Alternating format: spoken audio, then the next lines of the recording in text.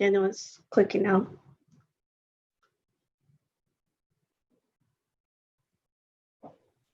I'm refreshing the page to keep double.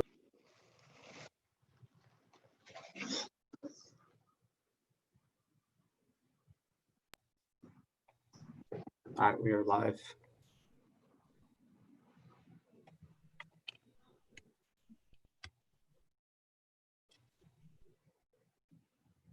Daniel, can you check on Mr. Roman, please?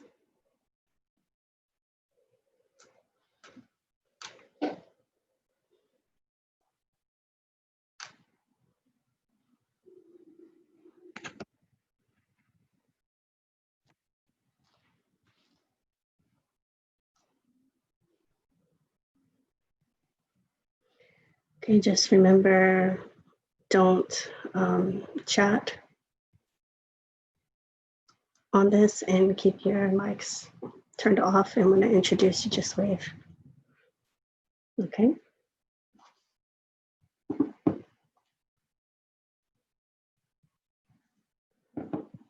All right.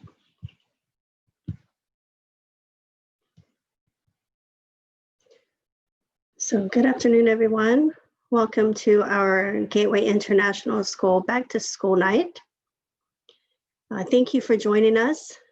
This is not the way we necessarily envisioned being at Back to School Night, but nonetheless, we are still happy and excited to share with you some of the good things that are going on at GIS. So I'd like to first start with introducing our admin team at GIS. My name is Mrs. Chikoy, and I'm the principal. And we have two vice principals. We have Ms. Stephanie Coyle. She is vice principal for our PYP program, TK through 5th grade. We have Ms. Deep Dillon. She is our vice principal for MYP, and she is vice principal for 6th through 8th grade. We have Mr. Roman Palomar. He is our site manager.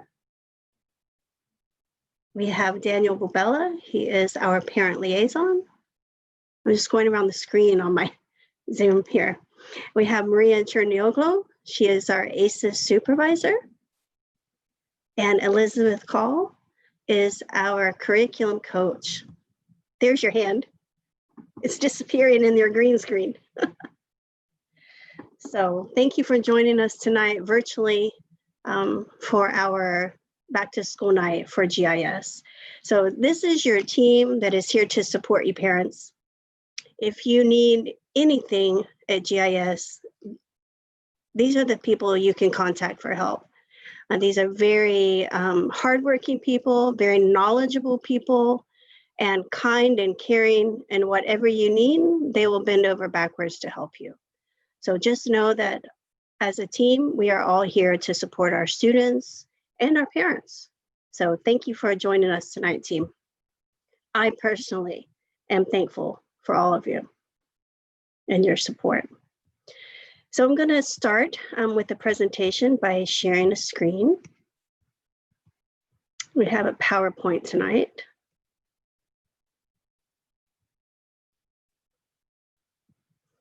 And hopefully we have good success with our technology tonight. I want to start with good things. There are a lot of good things happening at GIS.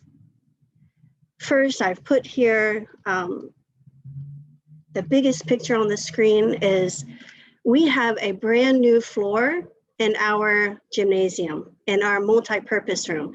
They just finished laying this new floor today.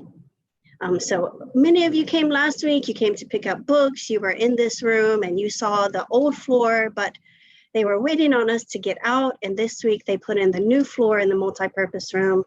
And tomorrow they will paint the basketball lines on this floor.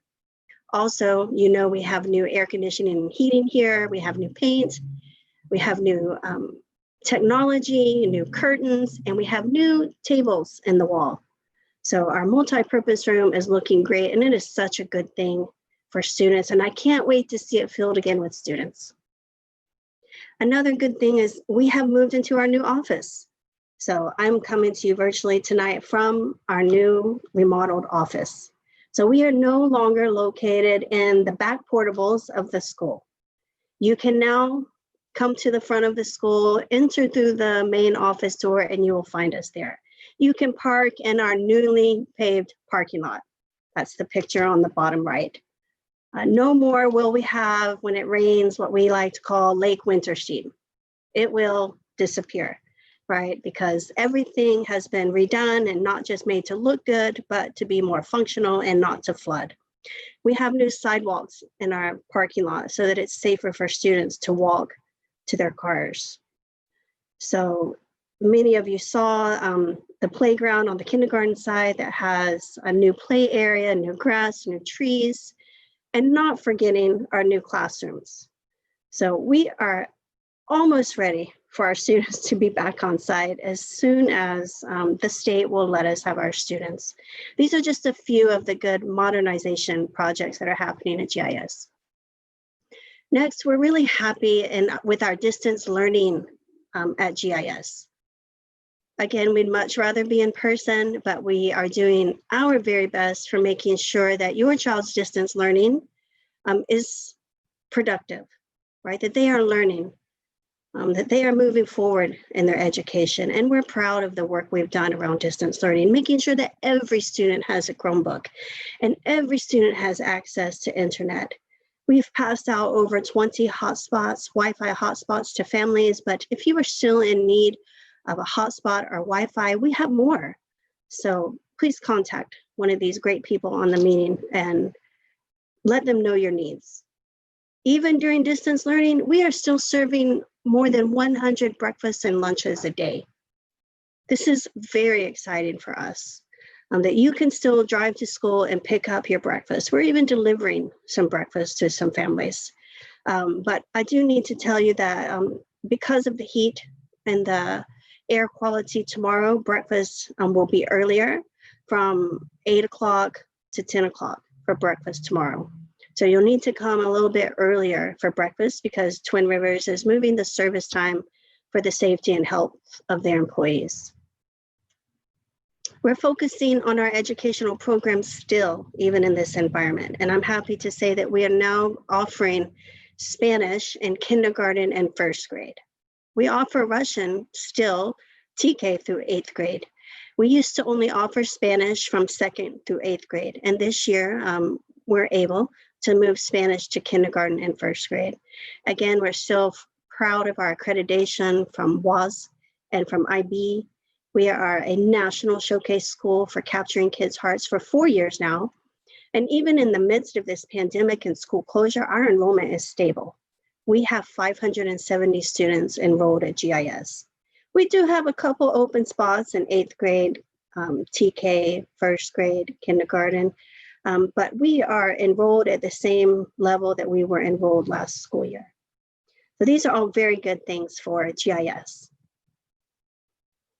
We use this time every year at Back to School Night to talk about our Title I classification as a school.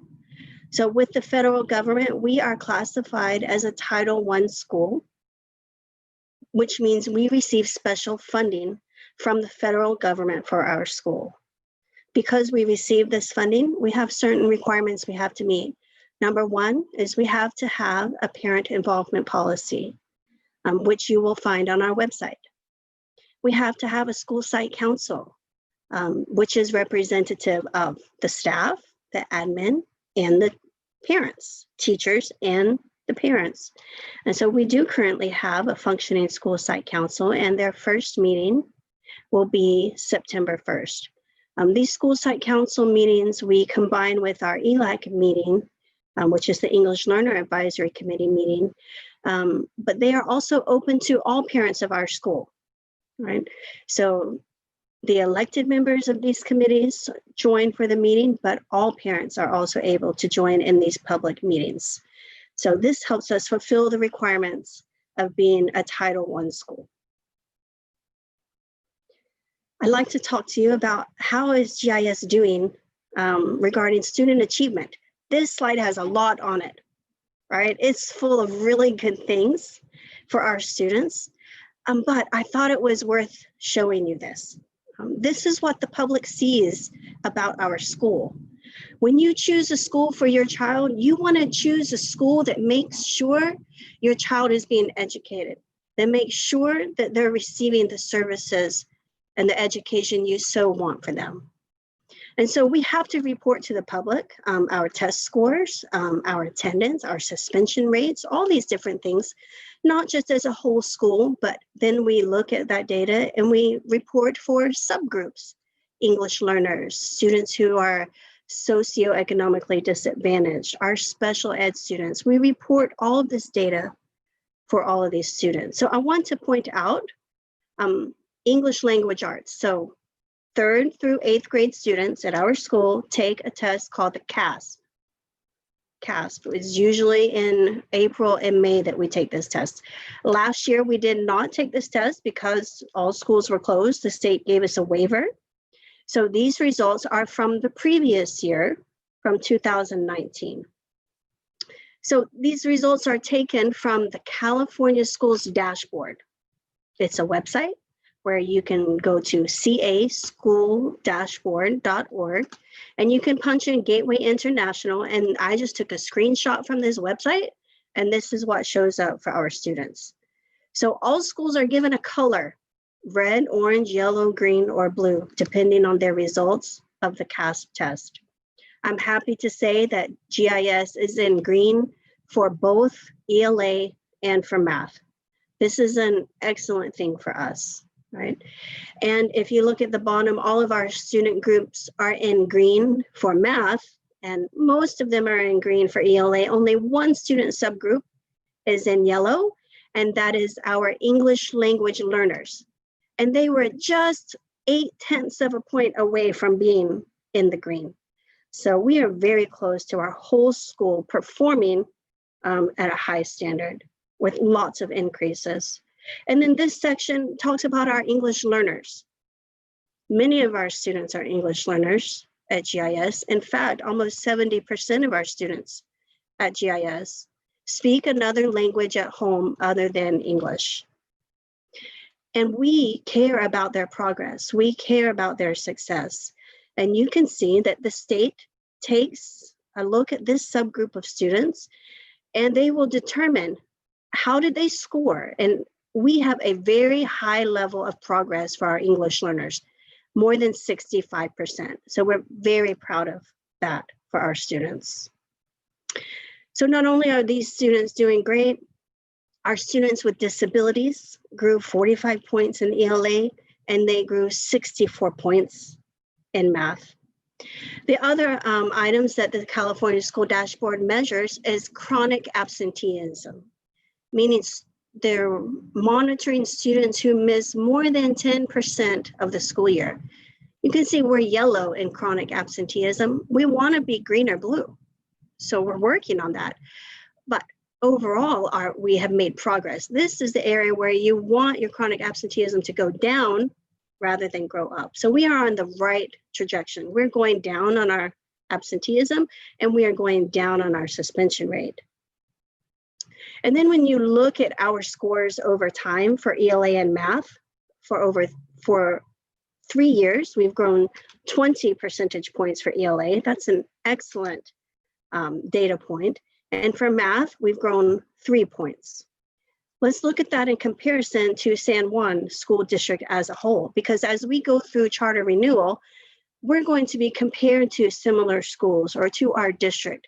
How are we doing in relation to these other schools? So for the same year, 18-19, we scored 58% proficient. San Juan scored 46% proficient. So we surpassed the San Juan's number. And we also surpassed their math. They scored at 37% and we scored at 47%. And when you compare us to the whole state of California, we also beat all of the data points. I have new lights in my office and they just went out because I'm not moving. We have new sensor lights in our school office. So I'm really proud of this student achievement data, and I really have to give credit to our teachers and the staff that helped make this possible, and also our parents, right? You hold very high expectations for your own children. You hold them to high standards as well.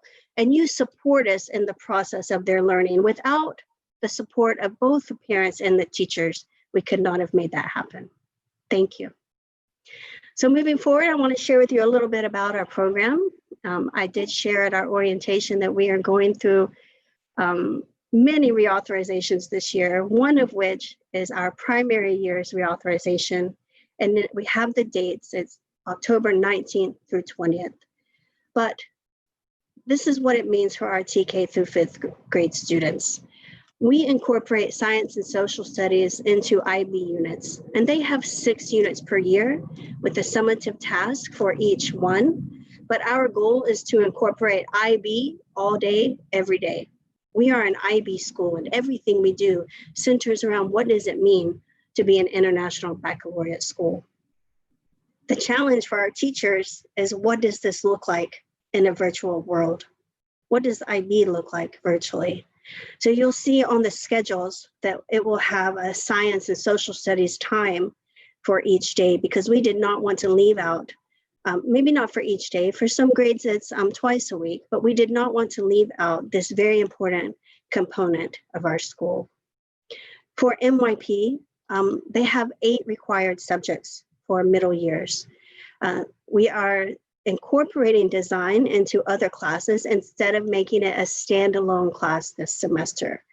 We think that's what's best for our students in this virtual world. And it does require, more work frankly, on behalf of the teachers, but they're committed to doing whatever it takes to make this distance learning process seamless for our students. So with each subject in MYP, all skills for each subject must be assessed twice per week, and they're graded on a special rubric for IB. It's not just about, did they get an A, B, or C, right? Because that's what we're hoping for everybody, right? Nothing below that as far as a numerical grade or a letter grade. But then teachers also have to grade them on their IB rubrics for MYP, right? So both of these programs have required policies, and you can find them on a section on our website for primary years and middle years programs. So we are being visited again by WASC in November, and then we're submitting our charter for renewal to San Juan. We're submitting in October, but we will have special meetings and board meetings in November and December. So for IB and WASC, it's 2-day visits. For our charter renewal, it's 3 or 4 month, 5 month long process for us. So I just wanted you to be aware so that when we send out requests for support for maybe visiting or talking to some of these visitors, you'll be able to join us and advocate for our school.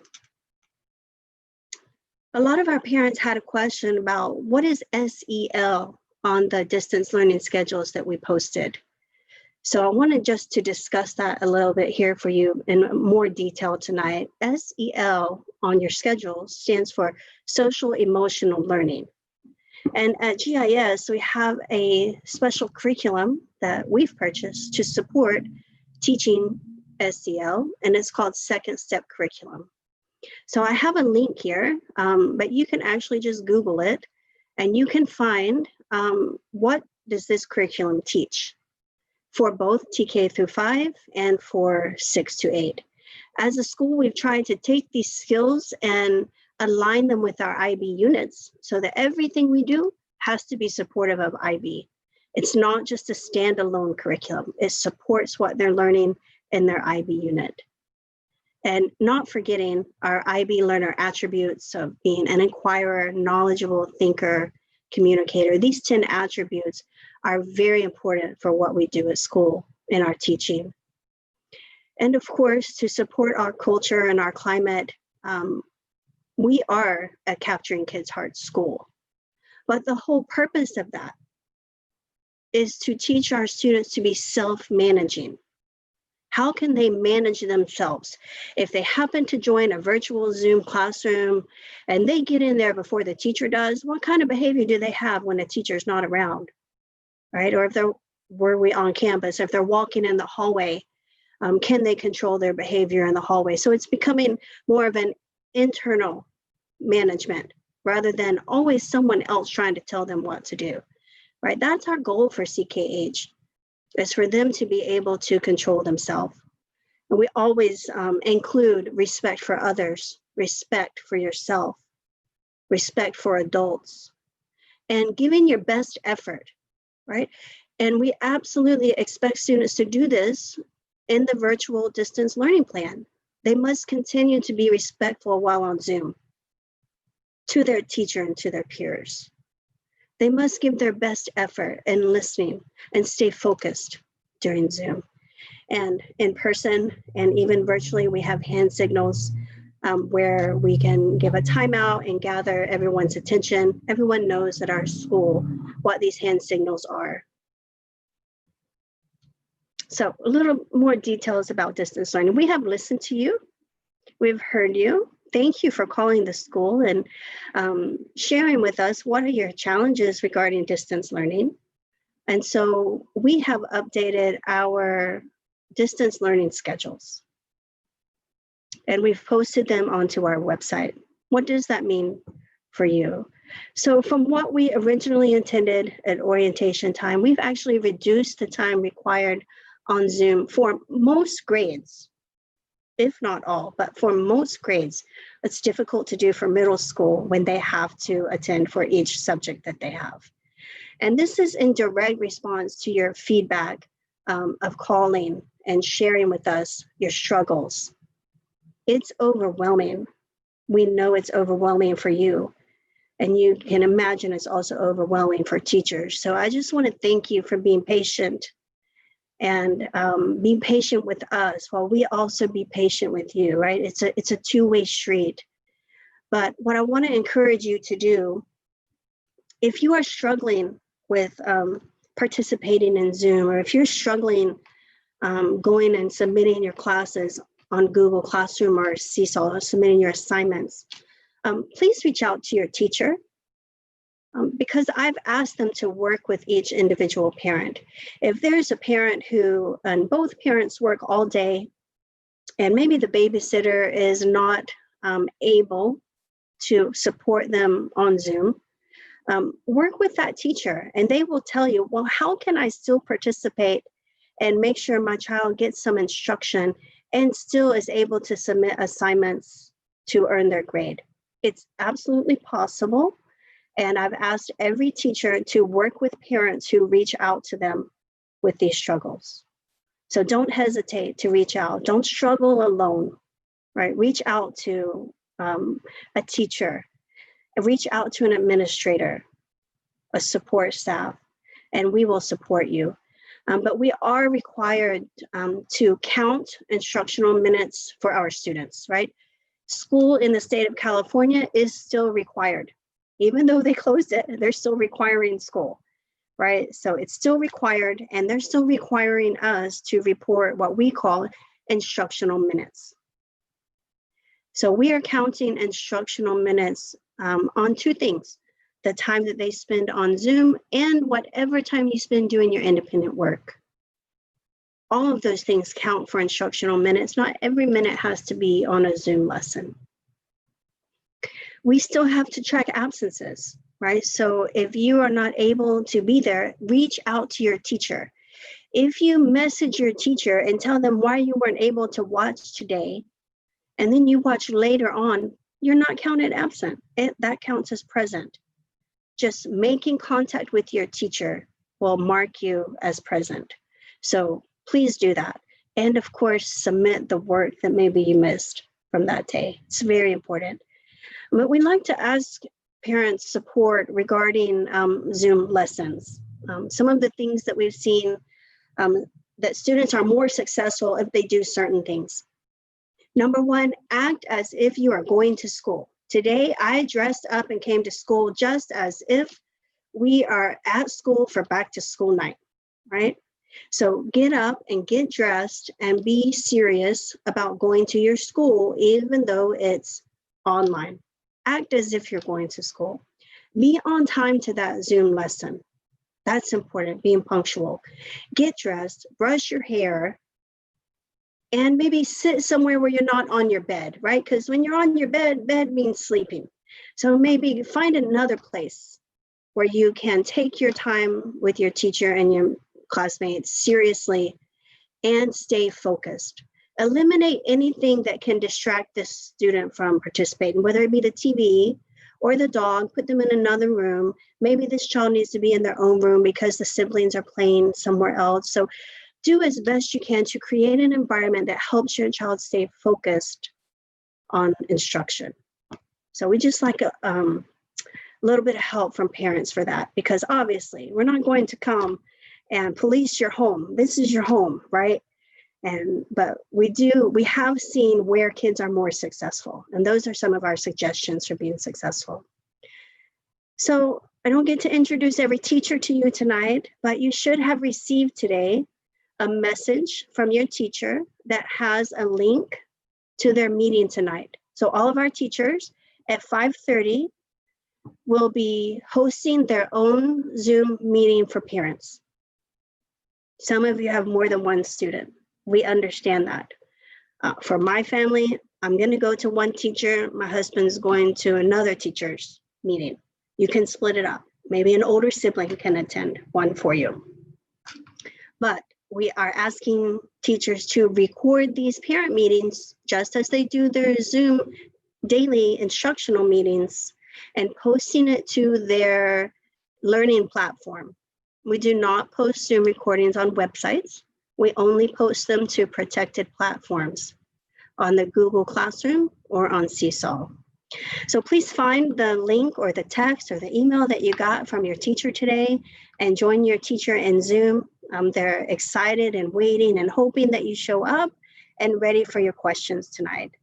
But thank you so much for participating and joining us for Back to School Night. We just want to remind you that we are active on social media. If you haven't already downloaded our school app, Mr. Daniel sends out notifications on this school app. He keeps our calendar up to date on the school app. Find it for your Android or iPhone and download it. We are active on Facebook, and very soon we will start our Facebook Live videos again. We have an active Twitter and Instagram account, and obviously you're here with us on YouTube. So thank you very much for your support at GIS. We miss our students. We love our students, and we very much look forward to seeing you in person. So thank you, and have a great night, and enjoy your time with your teachers. Thank you, everyone.